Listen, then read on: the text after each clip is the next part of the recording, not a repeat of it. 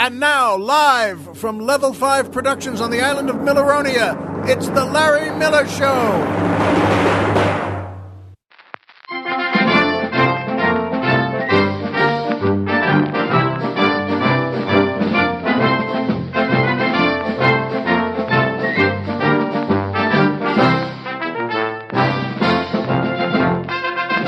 Good evening, Mr. and Mrs. America, and everyone who wants a brand new pool.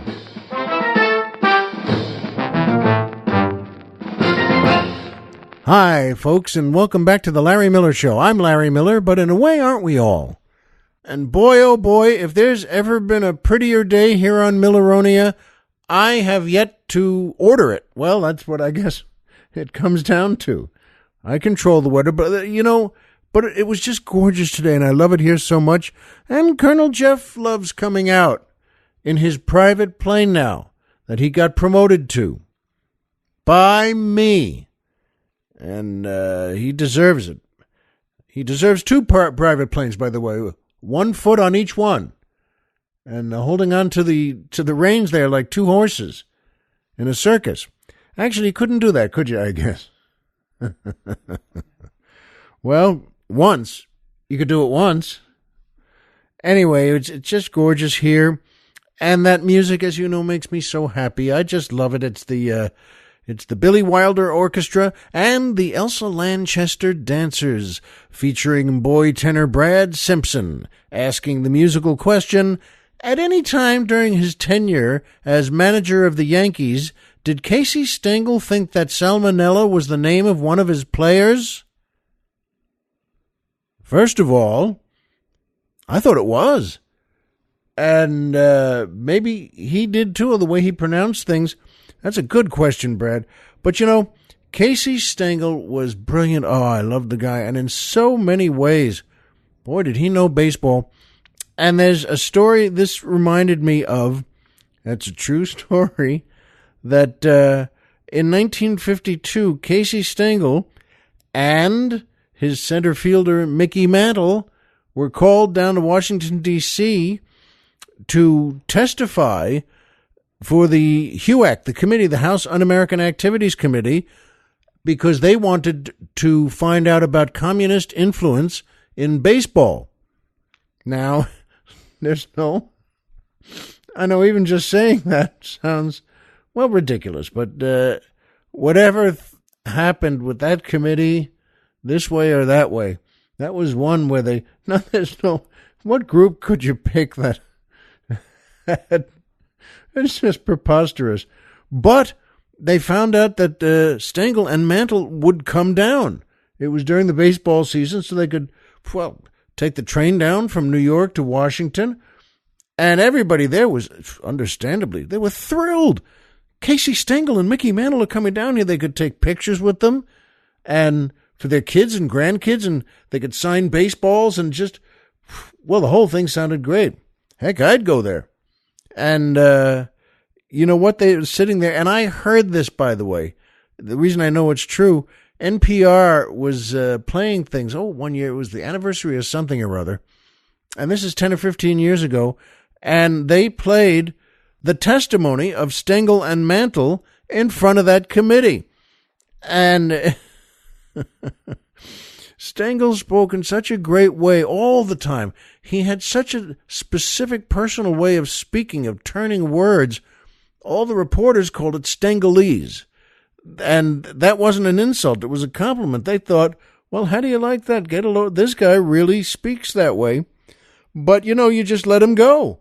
He was brilliant. He knew everything about the game and knew everything how to manage. And, so they asked him this. Stengel and Mantle and they're in the whole committee room there. They're sitting at the long table with the green felt cover and the microphone. And, of course, all the congressmen were sitting, at their table, that always a little higher there with, about 20 fellas sitting there and their long table and their green felt.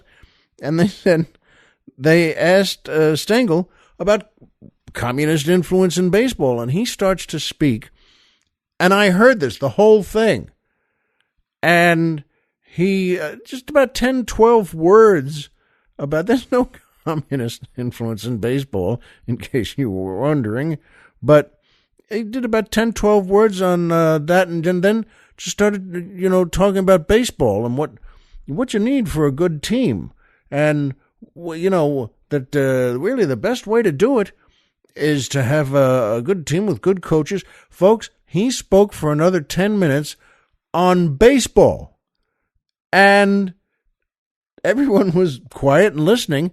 You just know these fellows on the committee looking at each other during it going, what in the world is this? And the other guy shrugs. They don't know. He's going on, and just wonderful. Casey Stengel about baseball. And for the last 5 minutes, he got to his favorite topic, the farm team and the farm system. And that was his big theory and belief that you can't have a good baseball team without a good farm system. And he talked that in and out and, told everybody what was what. And then he just stopped, meaning he didn't end. There was no ending. He just stopped speaking. And that was about 10, 12 minutes. And in a really smart move, they just asked Mantle the same question. And he leaned in and said, I agree with everything Coach Stengel said. Now, if that's not a great American moment, because the Yankees were playing the next day back in New York, and so now it's only about 11:30, quarter to 12, and in Washington there, and well, they could spend some time and take photos in the room there, the same room, with all the congressmen taking turns standing next to them or walking their grandkids in and signing a few baseballs. And then they could ask the congressman, hey, what's a good steak place around there? Well, these guys are going to know that. And everyone's going to have a different opinion. Oh, you got to go to this place. This is terrific. In fact, I'll call them right now, and I'll get your reservation right now. As if, of course, Mickey Mantle and Casey Stengel would need a reservation anywhere. But that was nice of them to say, all right, I'll get your reservation. And they did. They went over to this, a great steak place right in Washington. And, of course, the place went nuts. Can you imagine that? Come on.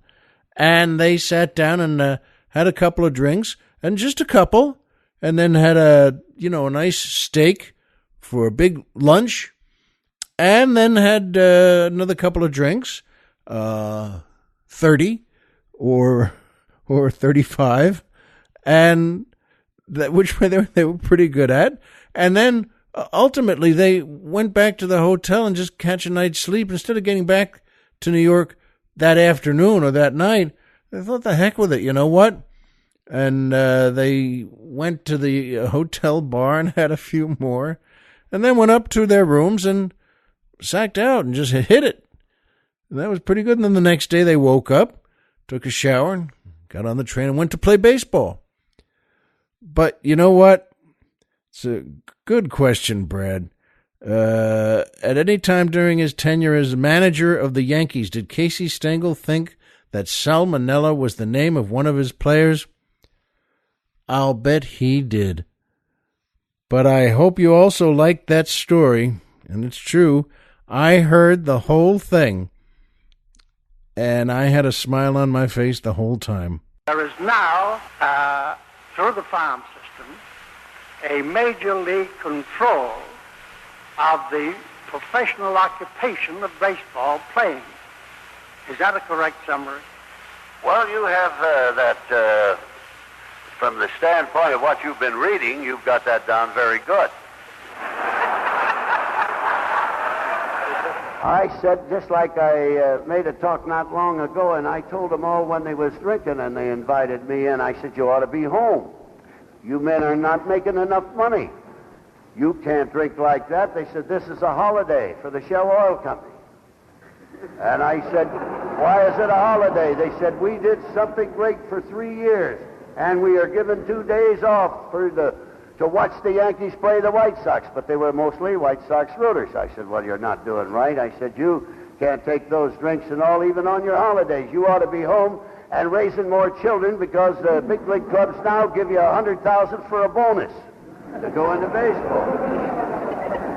And by the way, I don't happen to have any children, but I wish Mrs. Stengel and I had 8. I'd like to put them in on that bonus rule.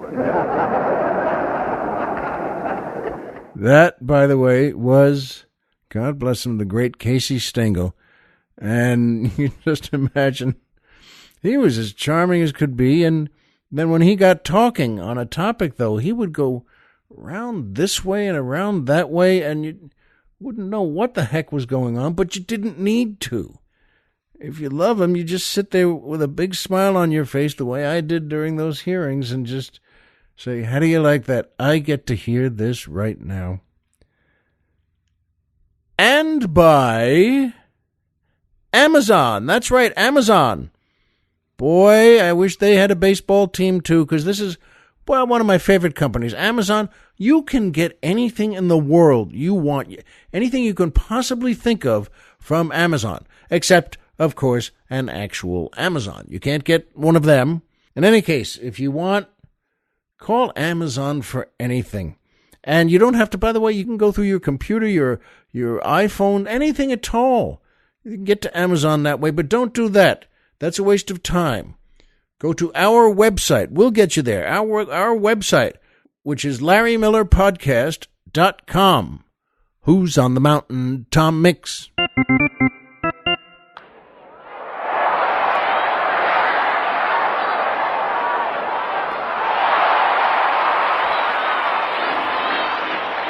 From the standpoint of what you've been reading, you've got that down very good. Just wanted to put Casey back into old professor. And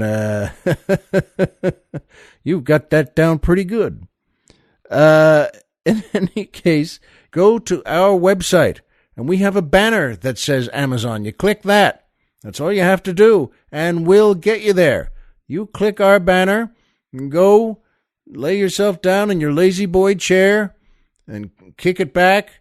You won't even need a sandwich or a beer with that. Just put a magazine over your face and catch a great nap. And that brings me to my favorite part of the show, the joke of the week. I love this one. This joke has been a favorite of mine for a long time, and the Colonel likes it too, and I hope you guys do too. One beautiful afternoon in the middle of Central Park in New York, on a park bench, there's a priest sitting next to a rabbi, and they both have their hats upturned on their laps, and they're collecting for their congregations. And all day long, fellas come over, and they walk over to the priest, and they kneel down, and the priest blesses them, and they thank you, Father, and they make the sign of the cross also, and they put some money in the hat for the priest. And then they take a couple of steps over to the rabbi and spit in his hat. And this is all day long. The priest is making, well, a fortune. And then they all just walk over to the rabbi, spit in the rabbi's hat. And all day, and after the whole day, now it's like at 3:30, 3:45 in the afternoon, and a fella comes up from another part of the park there and says to both of them, excuse me, gentlemen, Father and Rabbi, I've seen you all day sitting here like this, and if you don't mind my saying, Rabbi, you don't have to be here like this and take this kind of abuse. The park is full of benches like this. Go take one of those, and then you won't have to be, well, treated this way. And the rabbi turns to the priest and says, hey, Moshe, get a load of this guy telling us our business. I love that joke. This is the way they planned it. And you get the one guy, a priest's outfit, and you slick his hair back, and he looks like a handsome priest. And then the other guy sits there with his beard and his black suit, and everyone spits in his hat.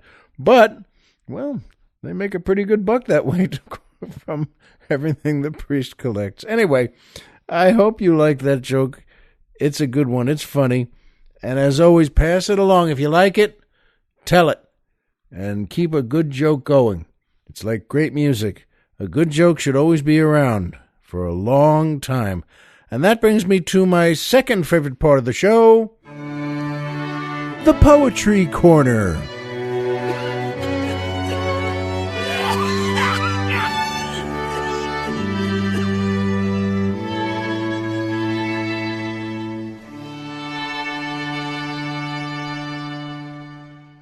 This is a fine poem by the great Robert Burns, who was a Scottish poet from 1759 to 1796 he lived. He was the son of a poverty-stricken farmer.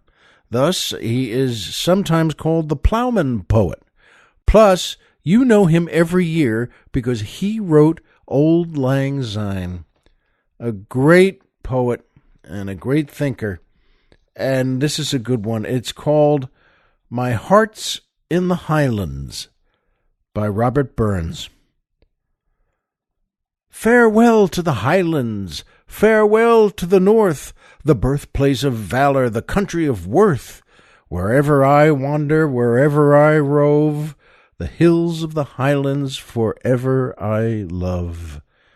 My heart's in the Highlands, my heart is not here. My heart's in the Highlands, a-chasing the deer, a-chasing the wild deer, and following the roe. My heart's in the Highlands, wherever I go. Farewell to the mountains high covered with snow. Farewell to the straths and green valleys below. Farewell to the forests and wild hanging woods. Farewell to the torrents and loud pouring floods. My heart's in the Highlands, my heart is not here. My heart's in the Highlands, a-chasing the deer, a-chasing the wild deer and following the roe. My heart's in the Highlands, wherever I go. Isn't that lovely? And Colonel Jeff and I were just talking briefly before the show that it reminds me and him also, we all, you, I, we all don't feel familiar with the wild country or the country out there, out anywhere, the way these folks did hundreds and hundreds of years ago, where they not only knew it, they lived it. So when they thought with sentiment about places, they thought, oh, the highlands, the mountains, and the forests with the wild hanging woods. This was very meaningful to them. They didn't know, most of them, they didn't know what cities were. I think, don't they have a church in that city? A lot of the people just knew what the country was, and that was good enough for them.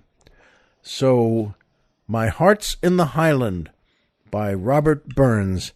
And that brings me to my third favorite part of the show, MMM, the Magic Movie Moment.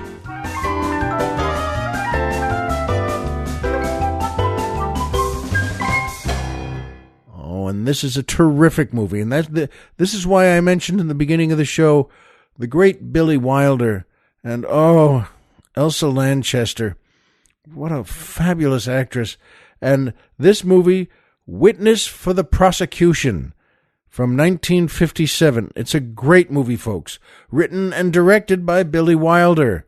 Starring Tyrone Power, Marlene Dietrich, Charles Laughton, Elsa Lanchester, and so many others. Oh, it's a great movie about a trial in England, post-World War II, and how these folks get by, and there is a surprise after surprise after surprise. It's awfully well written and awfully well made. And my magic movie moment from it, and there are a lot of them in this movie, but a scene I kept thinking of was when Charles Laughton, and he plays the lawyer, the big defense lawyer, and he's always thinking and he's always plotting, and he gets a call to meet in the middle of the trial, by the way, while the trial is going on. And he gets a call to meet, a low Cockney woman in an ale and oyster place. And she says, come on down now. And she has surprising information that can help him defend his client, Leonard Vole, who was, of course, Tyrone Power.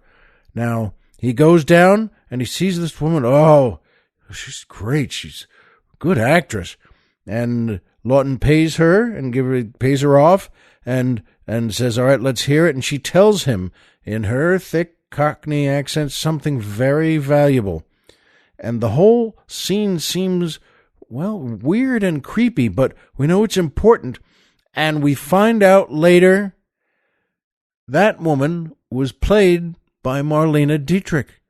She was acting in the movie and was pretending to be this woman. She had a different colored hair on and a wig and an outfit, and her posture and everything she did. It's another case of, boy, this is a great actress. She really was that woman in the movie. She really was, and with that Cockney accent, ooh, fantastic. That movie is great, folks. Witness for the Prosecution. If you've seen it, see it again. If you've never seen it, you'll be glad you did. And when that scene comes up, you only have a feeling yourself of, whew, that's acting. But, folks, just a few days ago, I missed the summer solstice. Now, that's the longest day of the year, and it was on the 24th of June this year. And every year I plan, well, it's the longest day of the year. I want to see it. I want to say, how do you like that? And tell my kids and tell my wife and tell the doggies too. You know what? This is the longest day of the year. And I've never hit it. I miss it every year. And I think of it 2 days, 5 days later, and missed it again.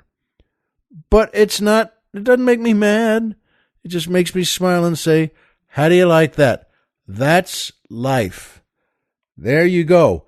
I could put up giant pieces of oak tag with magic marker that say, don't miss the solstice. And, of course, there's one in December, the winter solstice. That's the shortest day of the year. And I like them just that way. I like these things. I like knowing these things. I'm glad we have these things.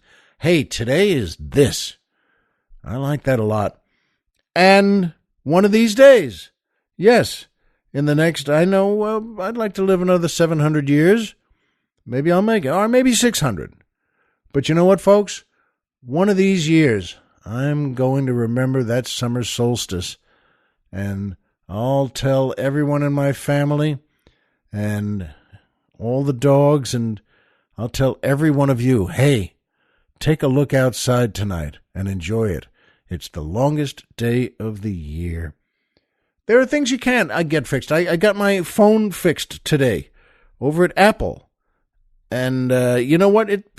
My phone, I've probably said this before. I'm kind of an ignoramus with phones. I don't know how to work.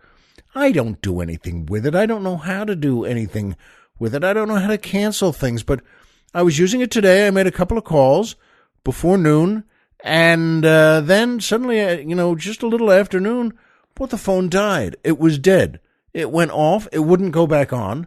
It wouldn't do anything. Nothing happened when I plugged it into charge. I thought, I had a charge anyway, though. I don't know what happened here. And I said to, my wife and, the kids, I'm going to head out now. I'm going to go to the mall and go to the Apple store there and find out what's what.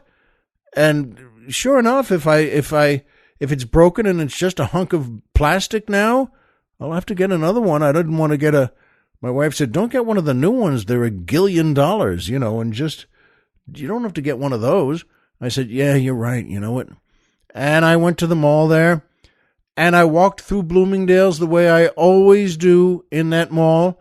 I can park. It's on the second floor and there are doors that right there, nice giant glass doors that go into Bloomingdale's, because the Apple store is just right outside. As you go into the mall there, you walk through Bloomingdale's and you go into the mall, and the Apple store is just there on the left, and it has all the folks in it.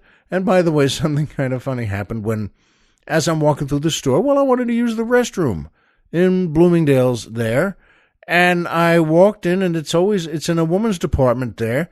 And, of course, there's the ladies' room, the door, and then about 15 feet to the right is the men's room. And there was a nice woman sitting on the three of the seats they have in between them there. She looked like a regular woman, 60, 65 years old, sitting there in a nice dress and waiting for, I guess, her husband. And I turned, I smiled at her and nodded, and she smiled at me and nodded. And I turned, and there was a maid with one of those big carts with the trash can in the middle and all the cleansers outside, and she was sort of, well, not blocking the way, but she was waiting, I guess, for a chance to go into the men's room there and do that place. And the woman I had smiled at, the woman sitting on the chairs, just said, yes, I think she's the guard, that she doesn't want to have too many people go into the men's room there. And she was funny when she said that, and I smiled and I laughed, and she said, one of those reflexive things, she just said, oh, sorry. And I said, don't say that. Don't ever say that. Look what you just did. You made a good joke, a great joke. And you know what? You and I had a good joke moment there. Don't ever be sorry for that. You're funny, right? And she said, well, I like to be. And I said, you are. And I looked at her and smiled and said, trust me, I know. And I said, don't ever be embarrassed about that. And don't ever stop doing it. And if someone doesn't like it, they're wrong and you're right. And she looked me right in the eye, and I looked her right in the eye, and she said, thank you, that's awfully nice. And I said, you're welcome. And then I kind of sidewinded, walked by the maid with the cart and into the men's room. And I did what people do in the men's room and washed my hands and came back out. And the lady was right there, and her husband was coming over to pick her up. And as she stood up, I just walked back over to her and said, you were right. That place does need a guard. It's fantastic. It's the best men's room I've ever seen in my life. And I've been all over the place. This is the greatest. And she said, really? And I said, no, I'm joking too. See, this is you and me just joking together. And we'll always share that. Always share that with someone. Find a friend who likes jokes too. And never stop doing it. And, at that point, well, I walked back through the rest of Bloomingdale's and went to the Apple store and walked in there. I normally don't like specialty stores like that. I don't know about you, but they're always packed. And you notice things like, at least to me, I noticed today that people in an Apple phone store are either really, really fat or really, really skinny. And there didn't seem to be anyone in the middle. And I know, look, I'm trying to lose weight, but I don't mean 10, 20 pounds overweight. I mean, oh, come on. And that's fine. It just makes you smile. How do you like that?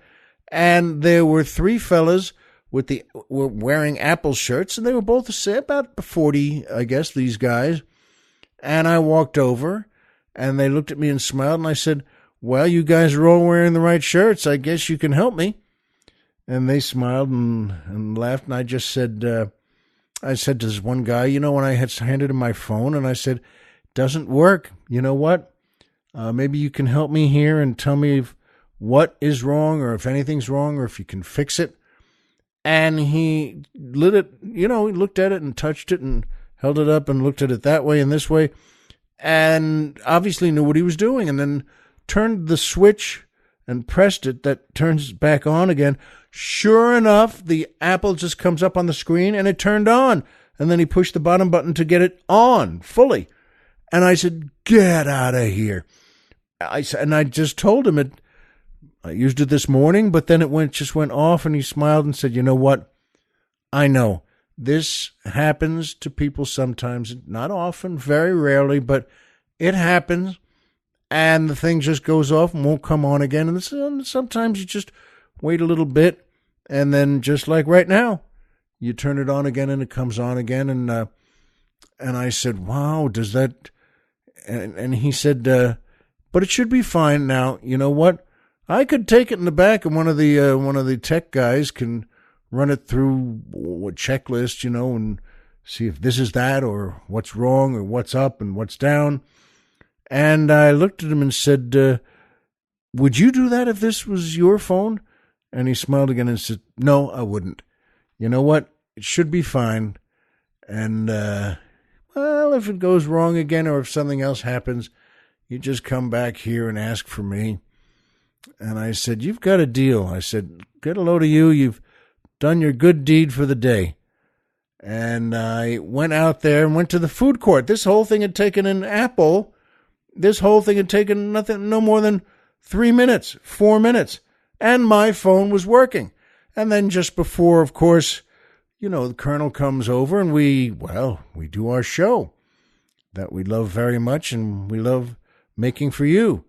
And I said, well, why don't I get a bite to eat at the food court?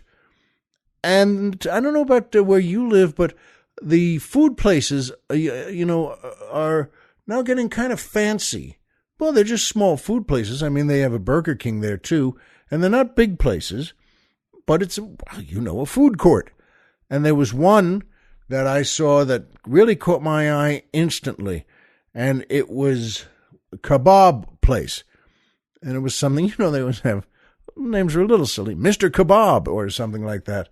But that's fine. And I said, boy, it looked good on those plates in the photo pictures they had up on the top there. And I walked over but it was crowded. There were 8 or 10 people online just waiting to order. And there were another 4 or 5 people walking along with their trays. And I thought, I don't want to invest a half hour just to get the stuff. And I just turned to my right and there was another place that was empty. Great Cons was the name. And I don't mean con man like C-O-N-S. I mean the con, K-H-A-N''S. The Great Cons. And, it wasn't so great today because there was no one there. I mean, 0 people there. And the place right next to it, the kebab place, was packed. So I went over to the, Great Cons. And they had 2 fellows behind the counters there, and they smiled. Hi, how are you? And the guy said, do you know what you want? And I said, you know what? I don't.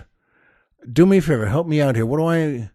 Look, there was one sign that said, Mongolian barbecue. I said, is that good? Well, I'd like that. And he said, well, what do you like? And I said, you know what? If you like it, I'll like it. He said, I think that's the one for you.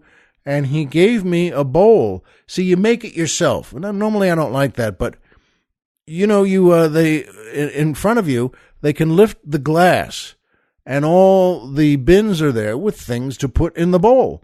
And then they'll cook it up for you. So I took a few pieces of meat and put those in there, and they're just thin things. And he said to me, you can take more if you like. And I said, that's plenty. And I took a couple other things of, what did they have? Olives and scallions. So you just take a spoonful, and it was a very relaxed way to do it. Normally I don't like, you feel you're being pushed or you feel you're holding someone up, but again, the place is empty. So I did that. And the little corn cobs, the baby corn, those, but they didn't have the whole cob, which is 3 inches long. They had pieces of that. They chopped the corn up. So each one is just each bite is just a half-inch long. And then, what did they have? A couple other things I took. And then they have a bin of the spaghetti-ish, whatever it is that apparently the Great Khan loved. And they put a big flat grill they have just right behind the counter. It's a big circle and a big flat thing. And they put all the food on it and food it up, cook it up, con it up. And I paid the guy and got a Coke with it. Anything to drink? Yes, I'd like a Coke, please. And I told the colonel, I always feel a little guilty saying that. I probably shouldn't have it, but I really wanted one. And I thought the Great Khan would want me to have one too. And I went over and got the bowl. The guy puts it all, his partner behind the counter there, in one of the classic white plastic holder that we've all had. It's in a square, and the top just bends back, and you can clip it on there.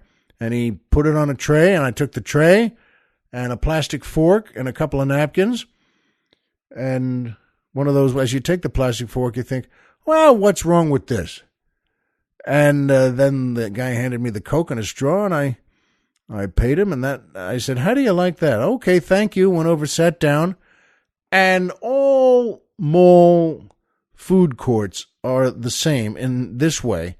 Wherever you live, all mall food courts have babies crying and kids running around and chasing each other and screaming and laughing, and that's the way it is. If you don't like it, go to McDonald's, but just go away, because that's the way the food court is.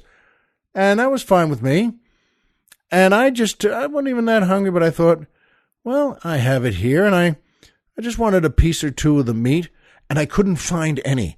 I don't know what happened there, or whether this is sort of like a gambling casino that's crooked, where they have a hole in the middle of the grill, and all the good food just kind of slides down there, and they put it out front again.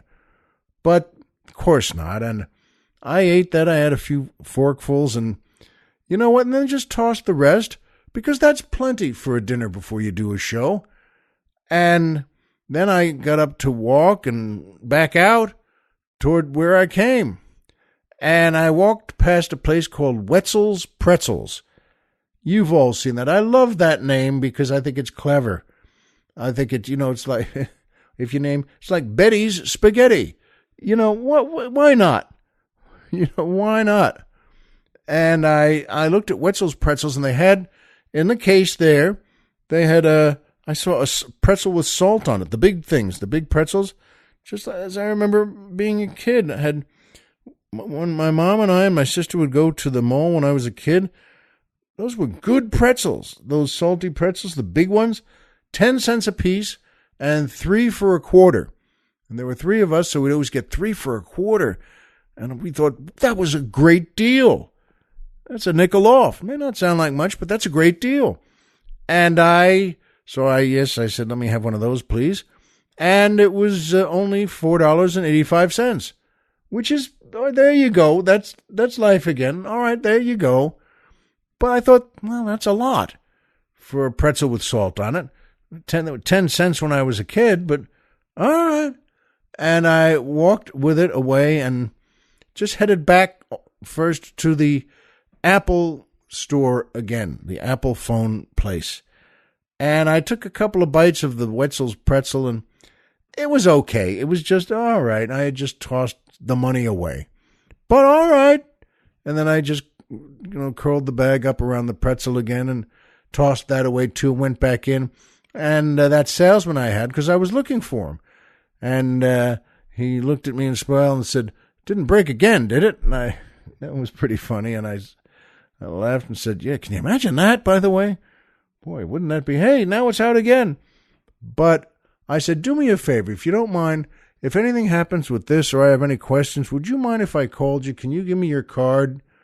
And he said, sure, hold on. And he just walked in to the back and came out with one of the store cards and wrote his name down on it, which, just for the record, is a name I couldn't pronounce. But that's fine. I don't care.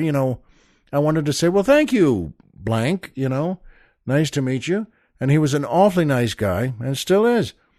And I said, well, thank you, Arden. I tried to kind of muttered it. And well, that you realize when you go back through there and say thanks and shake hands, and then walk back through Bloomingdale's, through where you parked, that's a nice moment.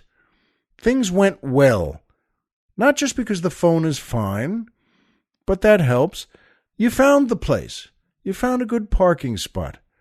You know where to go. You met someone who knew what to do. And you had a bite to eat. What was it? Who knows? But then you go back and you get the guy's card, and you go back and you drive home, and that's part of what forms a good day. Things go well. You get something to eat. You can't find the meat. That's fine. Who cares? When it's all going well, and you get your phone fixed, and then you go back home and see the people you love, folks, there are no better days than that. I know it, and you know it, because we know the same things. Homer is Homer, and Pluto is a planet. So remember, folks, as always, if you walked out of bed today and had a job to go to and a home to come back to and someone there who cares about you, folks, the game's over and you've won. Don't forget that. And have some gooey food. We'll see you here next time.